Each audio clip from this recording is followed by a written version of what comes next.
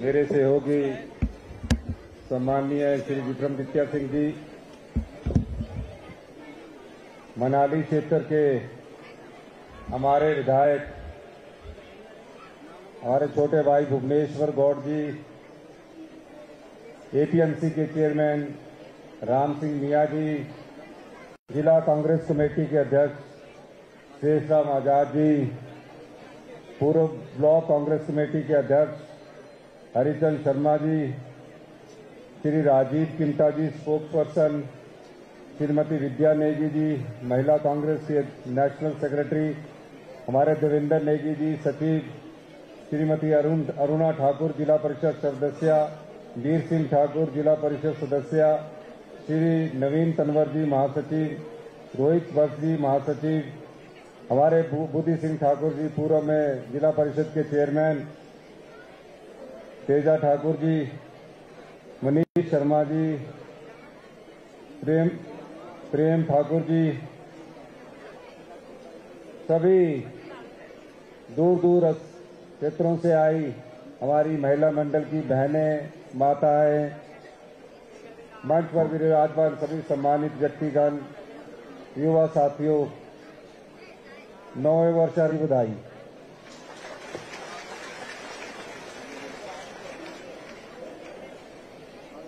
आप जानते हैं कि पिछले वर्ष सबसे ज्यादा अगर तबाही कहीं आई है तो कुल्लू जिला में आई, मनाली में आई। मैं अपने विधानसभा क्षेत्र में था, मुझे पता लगा कि मनाली में बादल फटा, डैम से पानी छोड़ा गया और अत्यधिक बारिश के कारण मनाली को बहुत ज्यादा नुकसान हुआ, कुल्लू को बहुत ज्यादा नुकसान हुआ। और उस समय पर्यटक पूरे कुल्लू जिला में फैले हुए थे। मैं खुद यहां आया, 3 दिन तक मैं कुल्लू जिला में रहा और आपने देखा जब मनाली पूरा अंधकार में था, हमारी कोशिशों के बावजूद 3 दिन के भीतर हमने मनाली में बिजली लाकर दे दी और जो पानी की व्यवस्था थी वो सब हमने टेम्परेरी रूप से जोड़ा।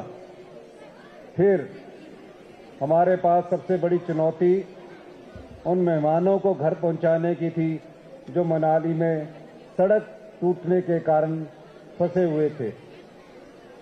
हमने प्रयास किया और 48 घंटों के भीतर आपके सहयोग से हमने 75,000 टूरिस्टों को उनके गंतव्य घर तक पहुंचाया। यही नहीं, उनकी जो 15,000 गाड़ियां थी उनको भी उनके घर तक पहुंचाने की व्यवस्था हमारी सरकार ने की। और ऐसी आपदा हमने, खासकर हम लोगों ने तो अपने जीवन काल में कभी नहीं देखी थी। ये ऐसी आपदा थी जो मनाली से लेकर पूरे प्रदेश में एक समान थी। जुलाई महीने में कभी इतनी अधिक बारिश पिछले 50 वर्षों में नहीं हुई। जब मैं आंकड़े इकट्ठे कर रहा था सभी जिलों के, तो पता लगा कि 7 जुलाई के बाद जो बारिश हुई उसमें उन्ना तक के पुल बह गए। सब जगह तबाही का आलम था। देश विदेश से मुझे फोन आ रहे थे। मैंने अपने मंत्रिमंडल के सहयोगियों से बात की। सबसे पहले हमारे मंत्रिमंडल के सहयोगी, चाहे वो विक्रमादित्य जी थे, हमारे उप मुख्यमंत्री मुकेश अग्निहोत्री जी थे, सब लोग हम कुल्लू में बैठे और पूरे कुल्लू को जब तक कि वहां टेम्परेरी व्यवस्था नहीं हो जाती, हमने वहां से हिलने का नाम नहीं लिया। ये बात मैं इसलिए कह रहा हूं कि हमारी सरकार जानती थी। पहले क्या है कि गांव की एक सड़क टूट जाए 15-15 दिन लग जाते थे फोन करने में, यहां तो मेन रोड टूटे हुए थे। हमने बिना परवाह किए उस आपदा का सामना किया और अभी हम कुल्लू की आपदा से उबर ही रहे थे और 15 अगस्त का कार्यक्रम मैंने कुल्लू में रखा हुआ था। 14 अगस्त को जब मैं शिमला से चलने लगा, मुझे खबर आई कि शिमला में भी बारिश ने भारी तबाही मचाई है। हिमाचल प्रदेश के बारिश के इतिहास में कभी ऐसा नहीं हुआ। एक ही दिन में 14 अगस्त में 51 लोगों की मौत हुई। हर जगह मातम छाया हुआ था। सब लोगों को सरकार से आशा होती है, उम्मीद होती है। जो लोग हमें छोड़कर चले गए उन्हें तो हम वापस नहीं ला सकते थे, पर मैंने देखा, मैंने खुद व्यक्तिगत तौर से विजिट किया और मैंने ये पाया कि घर तबाह हो गए हैं और इस तबाही में 16,000 घरों को नुकसान हुआ। 4,000 घर पूरी तरह क्षतिग्रस्त हो गए। जब मैं उनसे मिलता था, मैं भी आम परिवार से निकला हुआ, आप परिवारों से निकला हुआ एक व्यक्ति हूं जो आज इस कुर्सी पर पहुंचा, उनका दर्द मैं सुनता था। मेरे मन में यह भावना आती थी कि बड़ी मुश्किल से एक घर बनता है, पूरे जीवन की कमाई करके एक घर बनता है, वो घर भी आपदा में बह गया, तबाही में बह गया। अब इन घरों को कैसे बचाया जाए?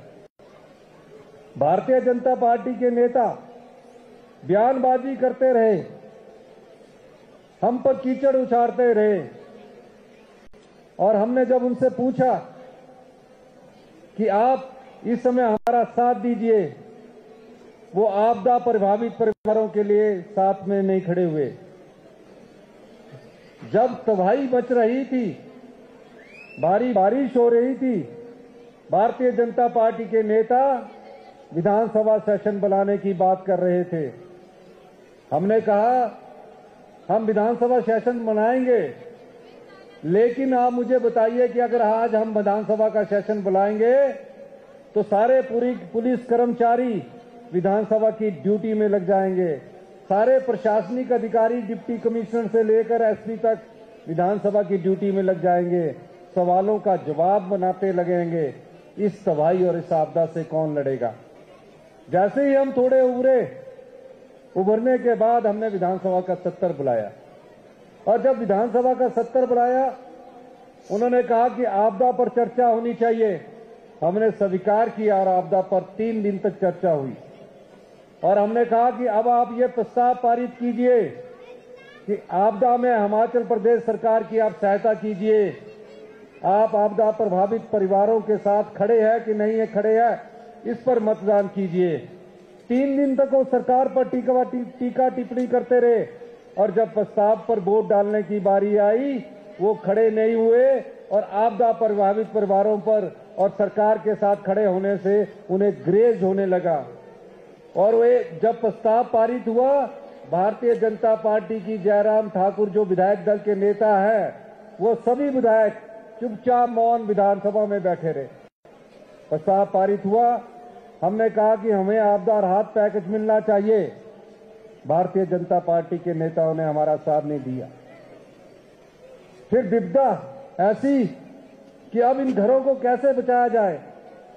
हमारा प्रदेश आर्थिक तंगी से गुजर रहा है। वो क्या है आर्थिक तंगी?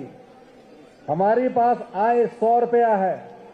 अगर किसी परिवार की आय महीने में कमा के अगर वो 10,000 रुपया लाता है तो उसका बंटवारा करता है कि दूध का खर्चा देना है, बेटे का खर्चा देना है, कुछ घर का खर्चा चलाना है, घर का सामान लाना है, गैस के सिलेंडर के पैसे देने हैं। आपका पूरा 10,000 रुपया खर्च हो जाता है। अगर उससे ऊपर अगर आपने कभी कहीं टूर करने जाना तो उससे ज्यादा खर्चा आता है। आप कहीं से पैसे उधार मांगते हो कि मैं जा रहा हूं या बच्चे की फीस कम होगी तो आप किसी से उधार मांगते हो। उसी तरह सरकार भी चलती है।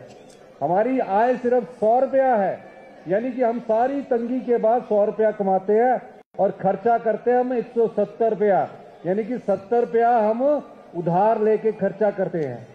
ऐसी आर्थिक स्थिति में ना केंद्र सरकार मदद कर रही है। फिर हमने सोचा इन आपदा प्रभावित परिवारों को कैसे बचाया जाए।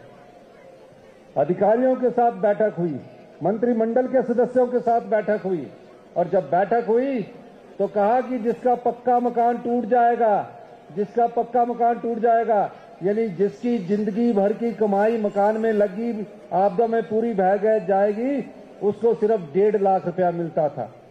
जिसका कच्चा मकान में अगर दरार आ गई, सिल्ट बह गई, उसको सिर्फ 5,000 रुपये मिलते थे।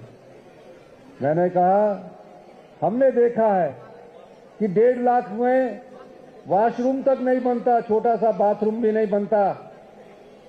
कानून पढ़ा गया, दिल्ली का कानून भी पढ़ा गया और इस राज्य का कानून भी पढ़ा गया। उस कानून में लिखा है कि सिर्फ 1.5 लाख से ज्यादा सरकार नहीं दे सकती। 5,000 जिसकी आंशिक मकान टूट गया उससे ज्यादा नहीं दे सकती। मैंने कानून में बदलाव किया और जिसको 1.5 लाख रुपया मिलता था उसको 7 लाख रुपया दिया, क्योंकि मैं हिमाचल के दर्द को जानता हूं। और जिसको 5,000 रुपया एक दीवार गिरने का टूट मिलता था, उस कानून में भी बदलाव किया और 5,000 की जगह 1 लाख रुपया मिलता है। कानून जब मैं बदलाव कर रहा था, भारतीय जनता पार्टी के नेता उस पर भी टीका टिप्पणी कर रहे थे। कह रहे थे पैसा है नहीं दे पाएंगे, खर्च नहीं कर पाएंगे, ये तो सिर्फ दिखावा कर रहे हैं। मैंने कहा हम कोई दिखावा नहीं कर रहे।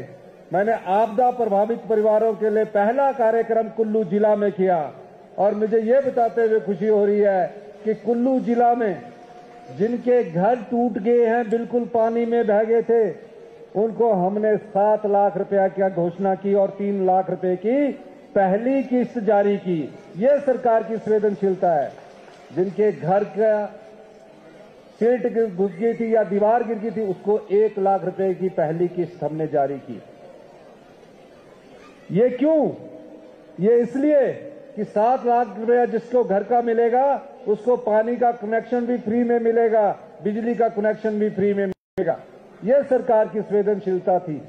आज उनके घर बन रहे हैं और कुल्लू जिला में 34 करोड़ रुपया आज तक बट चुका है। 34 करोड़ रुपया आज तक हम इसको बांट चुके हैं। उसके बाद हमने बजट प्रस्तुत किया और आज मुझे खुशी है कि हम जिस आर्थिक तंगाली के दौर से हम गुजर रहे हैं, उस दिशा में हम 20% हमारी अर्थव्यवस्था में सुधार आया है। अर्थव्यवस्था में जब सुधार आएगा तब आप लोगों को भी कुछ मिलेगा। ऐसे नहीं मिलता है जेब में पैसा नहीं होगा और मैं अनाउंसमेंट करता हूं, नहीं हो पाएगा। लेकिन भारतीय जनता पार्टी के नेताओं से मैं फिर आह्वान करना चाहता हूं। हम बार बार कहते हैं ये प्रदेश हमारा है। पार्टियों की राजनीति से ऊपर उठकर आप हमारे साथ दिल्ली चलिए और आपदा में जो हमें 12,000 करोड़ रुपए का नुकसान हुआ है, उस नुकसान के लिए आप हमारे साथ चलिए, हम आपके साथ चलने को तैयार है। लेकिन वो उससे भी भाग रहे हैं। एक भी भारतीय जनता पार्टी का सांसद आप मुझे बता दीजिए, भारतीय जनता पार्टी का, जो कभी गृह मंत्री के पास गया हो और ये कहा हो कि हमें आपदा प्रभावित परिवारों के लिए हम ये एक चिट्ठी के माध्यम से अनुरोध कर रहे हैं कि हमें हिमाचल के आपदा प्रभावित परिवारों को आप मदद कीजिए। हमारी सांसद श्रीमती प्रतिभा सिंह जी यहां से गए, उन्होंने गृह मंत्री से भी बात की, देश की प्रधानमंत्री से भी बात की। ये दर्द अगर किसी पार्टी के नेताओं में है तो वो कांग्रेस पार्टी के नेताओं में है। उसके बाद आज हम धीरे धीरे अपनी अर्थव्यवस्था को ठीक कर रहे हैं। मैं जानता हूं कि चुनावों के वक्त में कईयों को, सबको अपना अपना वादे याद आएंगे, लेकिन हम राजनीति में सेवा भाव से आए हैं, चुनाव की नीति से नहीं आए हैं। अभी हमने शिक्षा के स्तर में बड़ा बदलाव किया है। मैंने कहा था कि हम सत्ता में सत्ता सुख के लिए नहीं आए हैं, बड़ी बड़ी गाड़ियों में बैठने के लिए नहीं आए हैं। हमने कहा था कि हम सत्ता में व्यवस्था परिवर्तन करने के लिए आए हैं। और शिक्षा के क्षेत्र में आज मैं आपको बताना चाहता हूं कि अगले सत्र से शिक्षा के क्षेत्र में सभी जो पहली क्लास के बच्चे होंगे वो इंग्लिश मीडियम में उनकी पढ़ाई करवाई जाएगी। सभी वहां पढ़े लिखे टीचर होते हैं सरकारी स्कूलों में। मैं देखता हूं प्राइवेट स्कूलों में ना कोई टेस्ट करके, मैं किसी प्राइवेट स्कूल की आलोचना नहीं कर रहा, लेकिन टाई पहनकर ये जाते हैं तो हमारे घरों में हमारे गांव में ऐसी बात होती है कि बच्चा तो स्कूल में पढ़ता है टाई वाले में, और हमारा स्कूल बच्चा टाट के स्कूल में पढ़ता है। तो वो थोड़ा सा उनके मन में हीन भावना आती है। मैं तो खुद टाट के स्कूल में पढ़ा हूं, गवर्नमेंट स्कूल में पढ़ा हूं। मैं तो खुद गवर्नमेंट स्कूल से पढ़कर आज लॉ करने के बाद आपके बीच में आकर मैं मुख्यमंत्री की कुर्सी पर पहुंचा हूं। तो हमने कहा कि उन बच्चों में ये भावना नहीं आनी चाहिए, और अगले वर्ष से हम सभी बच्चों को इंग्लिश मीडियम में पढ़ाएंगे। सभी स्कूलों में, गवर्नमेंट स्कूलों में, सभी गवर्नमेंट स्कूलों में प्रिंसिपल जो होगा, सीनियर सेकेंडरी स्कूल का जो प्रिंसिपल होगा, उसका एडमिनिस्ट्रेटिव कंट्रोल मिडिल स्कूल का भी, प्राइमरी का भी, वो सब उसके अंडर होगा। और ड्रेस जो होगी वहां के लोगों के द्वारा चयनित की जाएगी, हमारे द्वारा थोपी नहीं जाएगी, वहां के बच्चे को द्वारा थोपी नहीं जाएगी। और आप देखेंगे, जब मैंने शिक्षा विभाग का चर्चा की तो 5वीं का बच्चा जो 5वीं में पढ़ता है ना, वो दूसरी क्लास की किताब भी नहीं पढ़ पा रहा था। तो मुझे खुद को दुख हुआ। हम नंबर 1 है, केरल के बाद दूसरे स्थान पर है, लेकिन क्वालिटी एजुकेशन में हम 18वें स्थान पर पहुंच गए। इस शिक्षा के स्तर में सुधार लाने की बहुत अधिक जरूरत है। थोड़े कड़े फैसले लेने पड़ते हैं। अगर हमने युवा की भविष्य पीढ़ी को बचाना है, उनको भविष्य की चुनौतियों का सामना करने के लिए तैयार रखना है, तो हमें थोड़े कड़े फैसले लेने पड़ेंगे। उन कड़े फैसलों में आप लोगों का सहयोग बहुत जरूरी है, खासकर महिलाओं का,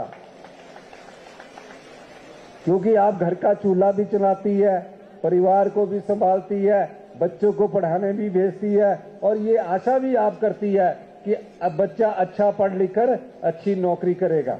तो हमारी सरकार ने शिक्षा में भी व्यापक फेरबदल किया है। ये व्यवस्था 40 साल से ऐसी चली आ रही है। इस व्यवस्था को मैं रूटीन में लाकर और बदलाव करना चाहता हूं। आने वाले समय में आप और बदलाव करेंगे जो आपके हित के होंगे। अभी हम स्वरोजगार की योजना लेकर आ रहे हैं। यदि आपके पास 3 बीघा जगह है, कल ही हमने कैबिनेट में फैसला किया, 3 बीघा जगह है, अगर उसमें धूप आती है तो हम आपसे वो 3 बीघा जगह लेंगे और आपको हर महीने 20,000 रुपया देंगे। वहां सोलर पावर प्रोजेक्ट लगेगा, और उसके बदले 40 लाख का 3 बीघा में सोलर पावर प्रोजेक्ट लगता है। 10% हम सिक्योरिटी लेंगे, ताकि आप जिस जमीन पर लगाएं उसमें तोड़ फोड़ ना हो। और 20,000 महीने का मतलब है 2,40,000 रुपया आपको 1 साल का मिलेगा। तो ये योजनाएं क्यों ला रहा हूं? ताकि गांव सामर्थ्य हो। आज ये जो विंटर कार्निवल सफल हो रहा है, ये किसके कारण हो